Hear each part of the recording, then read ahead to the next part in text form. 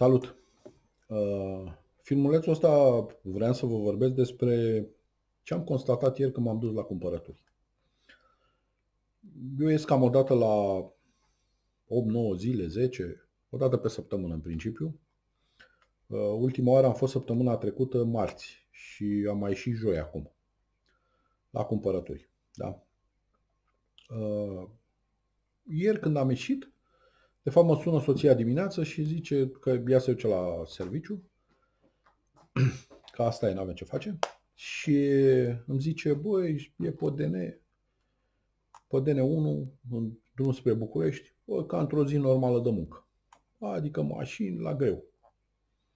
De muncă fără pandemie, adică când toată lumea era la muncă și când toată lumea își vedea de treburile lui. Deci o zi normală, fără pandemie, fără restricții, fără stați acasă că ne îmbolnăvim, fără nimic.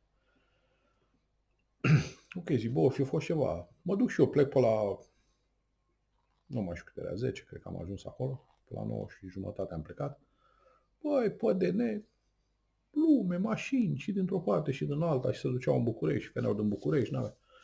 Ajung acolo la zona aia comercială, lume, da, ca într-o zi normală. Da. Lume la bricolaj, lume la supermarket, da, la cumpărături, unii cu mască, alții fără mască. Da. M-am uitat așa la oamenii care să văd cam ce cumpărau, bă, care e urgența, frate, adică nu înțelegeam.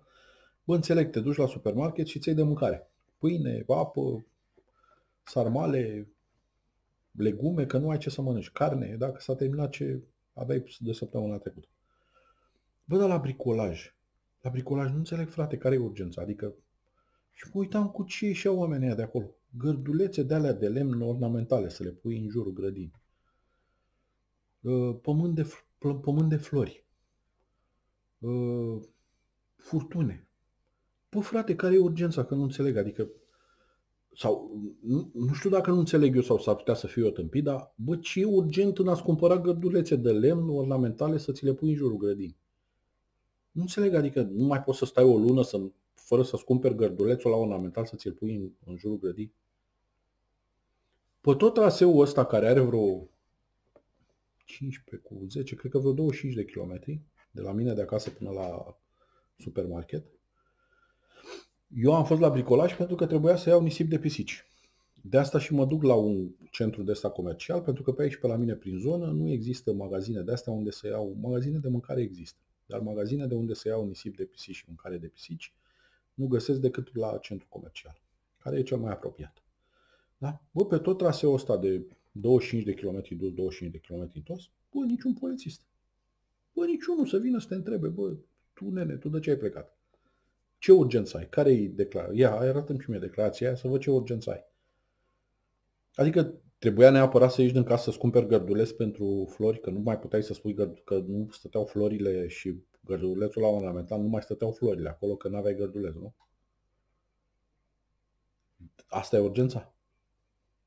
Bun, problema nasoală din punctul meu de vedere este că dacă nu stăm acasă și dacă nu reușim cumva să ținem în frâu virusul ăsta, asta ne va afecta pe toți. Deci chiar dacă nu ne afectează prin sănătate, va afecta economia extrem de nasol. Pentru că cu cât criza asta durează mai mult și cu cât economia stă mai mult fără să meargă la turație maximă, minimă, nu contează, trebuie să meargă, cu atât efectele pe termen lung vor fi din ce în ce mai nasoale. Da? Pentru toată lumea. Nu doar pentru aia care se îmbolnăvesc de COVID, ci care au ghinionul ăsta. Da? Pentru toată lumea, efectele vor fi din ce în ce mai nasoale.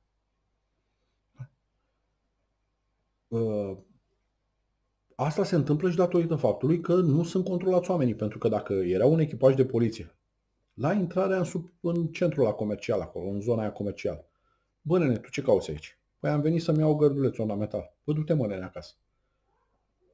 Du-te acasă că n-ai nevoie de gărduleț ornamental. Da? Deci, măcar să facă controlele respective, pentru că asta, văzând oamenii că se fac controlele respective, îi descurajează să mai facă a doua oară chestia asta. Nu, acum a ieșit soarele, e frumos afară, toată lumea a ieșit la plimbare. Da? Și o să vedeți ce nasol o să fie dacă nu reușim să ținem sub control virusul ăsta. Pentru că dacă criza asta și starea asta de urgență durează mai mult de 3 luni, o să fie foarte, foarte nasol pe termen lung pentru noi toți. Nu numai pentru cei care s-au infectat cu COVID, așa cum spuneam. Bun, cam atât despre problema asta. Mulțumesc că ați fost alături de mine, dați click pe subscribe și pe clopoțel și vă aștept la următoarele filmulețe. Mulțumesc!